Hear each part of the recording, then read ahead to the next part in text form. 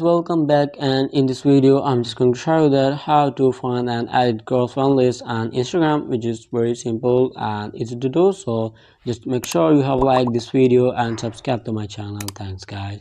So let's get started, and first of all, just simply open up your Instagram app, and what you all have to do is just, in order to find the close friend list, come to your profile section and tap on the three lines on the top right corner, and you can see the close friends option between matter verified and favorite option. Just simply tap on close friend option. So that's how you can easily find the close friend list on Instagram. So if you want to add someone, just simply click on this checkbox, and if you didn't find the person over there, just simply tap on the search, and then here search for the person, and once you're done with it, just simply tap on this checkbox.